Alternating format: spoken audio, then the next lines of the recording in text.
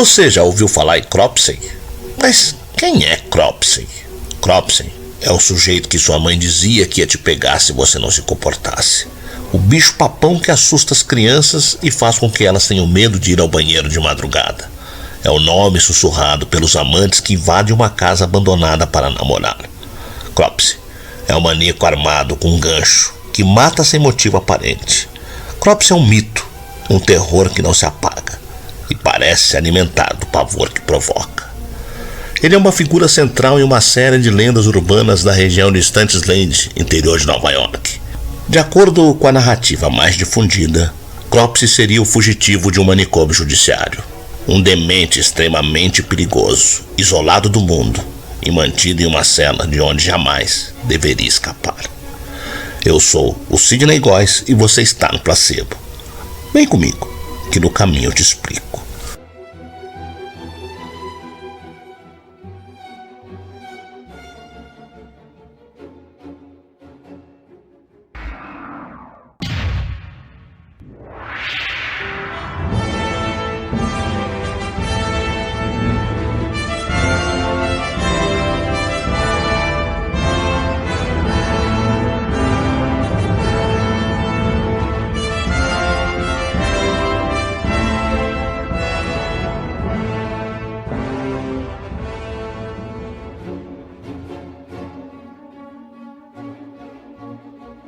Cropsey. Será que ele realmente existiu? Ou tudo não passa de história? É provável que Cropsey não passasse de uma lenda urbana fabricada, o tipo da história criada para assustar as crianças. Ao menos, até que ela se cristalizou no mundo real na forma de um homem chamado Andrew Rand. Rand nasceu como Frank Rushon e pouco se sabia de sua vida, além de que era zelador da escola estadual Willowbrook, uma instituição para crianças problemáticas, a pouco mais de 6 quilômetros do manicômio COL. Durante os 40 anos em que funcionou, Willowbrook colecionou histórias desagradáveis envolvendo abuso de menores em suas instalações.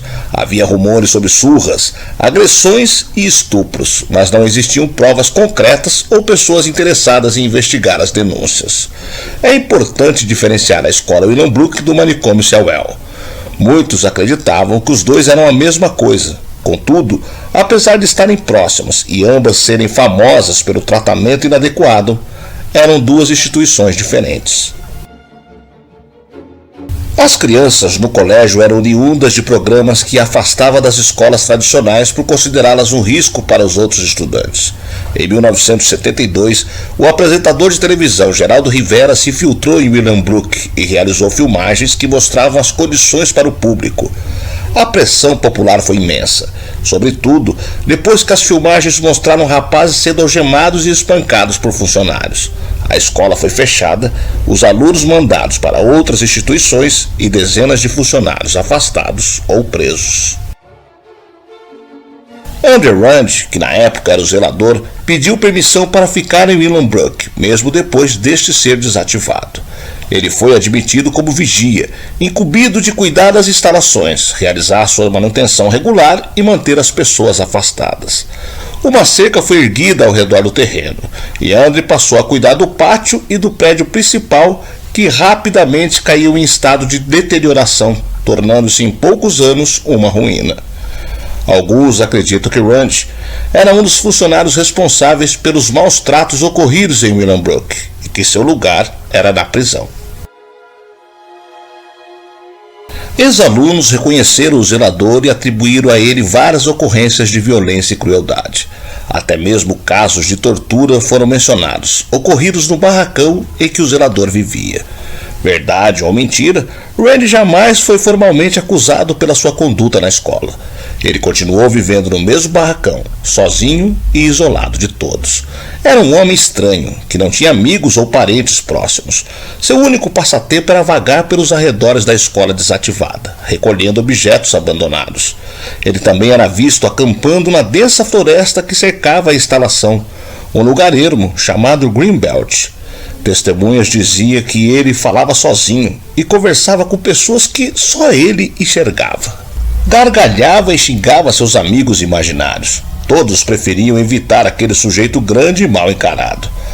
A primeira criança a desaparecer nos arredores da floresta Greenbelt foi Alice Pereira, de 5 anos, que sumiu em 1972 enquanto estava brincando com seu irmão. Alice teria se escondido em um antigo túnel que pertencia a Willowsbrook e sumiu sem deixar vestígios. A população local se reuniu para procurar a criança, mas nada foi encontrado. A polícia chegou a interrogar Randy, mas não o consideraram suspeito na época. Em 1981, uma menina de 7 anos chamada Holly Youngs não voltou para casa depois de visitar o mercado para comprar uma barra de sabão. Andy Randy foi visto naquele mesmo dia andando pela cidade, coisa que ele raramente fazia. Ele foi visto no mesmo mercado onde a menina esteve aproximadamente 20 minutos antes dela ser vista pela última vez. Após uma busca que se mostrou infrutífera, os pais de Holly Ann espalharam cartazes com a foto da menina e de Randy, perguntando se alguém havia visto os dois juntos.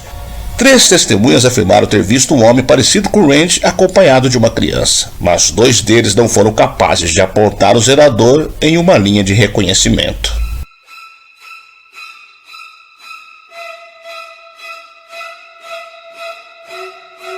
A floresta e as ruínas da escola abandonada foram revistadas por policiais, mas nada foi encontrado. 2 anos passaram e Chase Jackson, de 11 anos, foi a próxima a desaparecer enquanto voltava de uma lanchonete. Ela foi vista próxima ao Mariners Rainbow Motel, em Statesland, em 14 de agosto, apenas 12 dias depois de Randy ter sido liberado da cadeia. O zelador havia sido detido sob suspeita de ser procurado em outro estado, uma acusação que se mostrou errônea. Randy foi questionado, mas não havia nada que apontasse para sua culpa. Em 1984, Hank Gafforo, de 22 anos, sumiu nas proximidades de Greenbelt de Statesland. Hank era descrito como um rapaz lento e tinha um QI de 70. Algumas pessoas afirmaram ter visto Hank na companhia de um homem mal encarado que lhe deu carona em um carro preto. Randy, na época, havia comprado um automóvel velho azul escuro e costumava andar com ele pelas estradas marginais. Na ocasião, alguns habitantes foram até Willowbrook exigir que Randy contasse o que sabia. A polícia o protegeu e levou até a delegacia, onde ele foi interrogado. No barracão foram encontradas roupas de crianças escondidas no fundo de um armário. Alguns afirmaram que pertenciam a algumas das meninas desaparecidas. Nenhuma delas foi reconhecida pelos pais. A essa altura, a má fama de Randy crescia, acompanhando as muitas histórias a respeito de um maníaco chamado Cropsey. Pais e adultos usavam a lenda do maníaco para desencorajar as crianças a sair de casa sozinhas. Cartazes foram espalhados pela área de Statesland, alertando a todos para evitar a floresta de Greenbelt. Em um deles se lia: Cropsey está solta. Evite sair sozinho. Em 1987, Jennifer Swinger, de 12 anos, que tinha síndrome de Down, desapareceu. Um casal contou ter visto uma menina vestida um agasalho vermelho conversando no acostamento com um homem num carro azul escuro. Jennifer usava um agasalho vermelho na ocasião em que sumiu, e o casal reconheceu uma foto do carro de Randy mostrada pela polícia. Uma busca foi conduzida em toda a floresta Greenbelt, com a ajuda da Guarda Nacional, que enviou mais de 300 homens para auxiliar nos trabalhos. No terceiro dia de buscas, um bombeiro aposentado localizou um acesso a um túnel oculto que pertencia ao sistema de drenagem e esgoto da escola Willowbrook. Investigando esses túneis, os homens encontraram vários acessos cuidadosamente escondidos e uma série de grafites grotescos desenhados nas paredes internas. Os rabiscos mostravam uma figura ameaçadora armada com facas e ganchos, perseguindo e matando crianças. O nome Cropsey havia sido rabiscado nas paredes em garranchos, junto com ameaças e palavrões. Cropsey vai matar os moleques. Cropsey vai estripar os pequenos. Cropsey vai arrancar os olhos e coração. As buscas se concentraram nesses túneis que compunham um longo sistema de passagens subterrâneas escuras, muitas delas bloqueadas por detritos. No interior de uma dessas passagens, policiais encontraram uma sacola com objetos pessoais que depois foram reconhecidos como pertencentes a Andy Randy. O suspeito, a essa altura, havia sido dispensado de seu trabalho como zelador e estava vivendo como indigente num camping. Próximo da sacola, o grupo de busca localizou o corpo de Jennifer Swinger. A menina havia sido estuprada e sufocada até a morte com cadarços. Uma caçada humana foi realizada em busca de Andrew Rand. Ele foi encontrado vagando por uma estrada e levado para a delegacia, que imediatamente foi cercada por populares que queriam linchar o monstro de Stanley Land.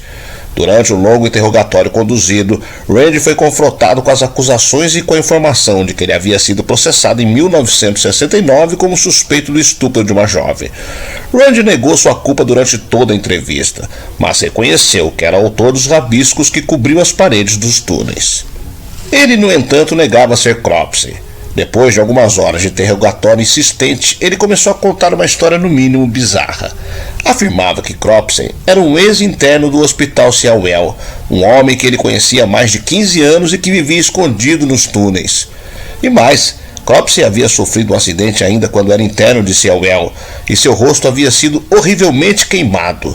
Andrew contava que levava comida para o sujeito por sentir pena dele e que suspeitava que o homem era o responsável pelos crimes, mas que não o denunciava por temer que ninguém acreditasse em seu relato.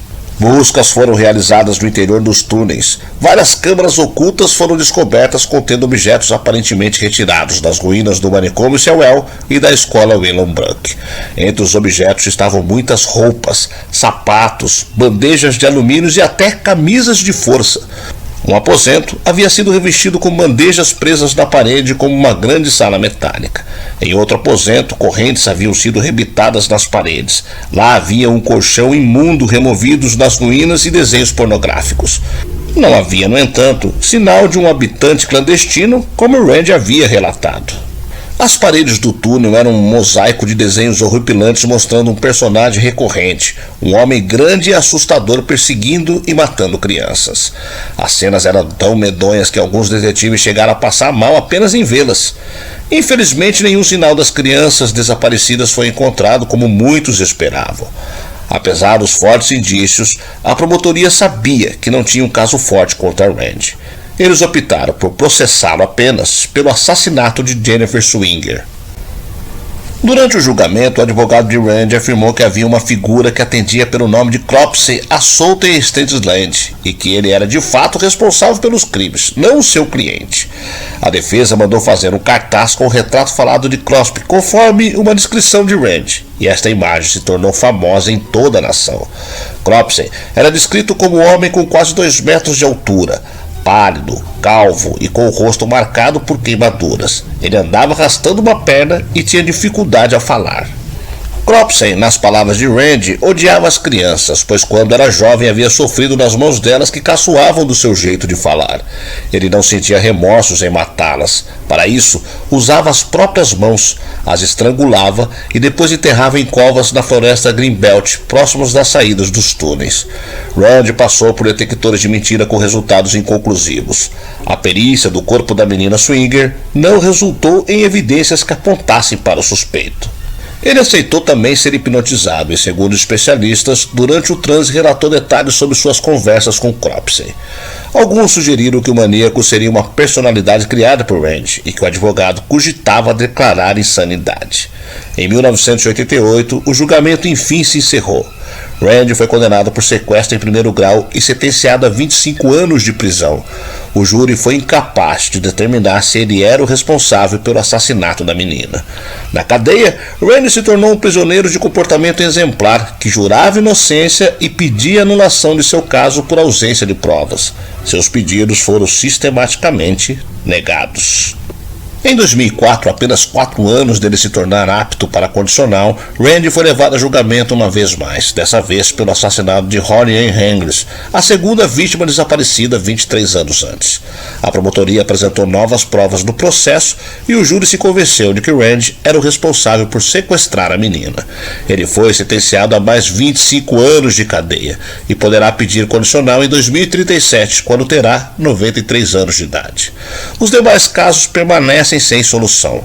Em todos eles, Rand permanece como principal suspeito, mas não há provas contra ele. Os corpos continuam desaparecidos.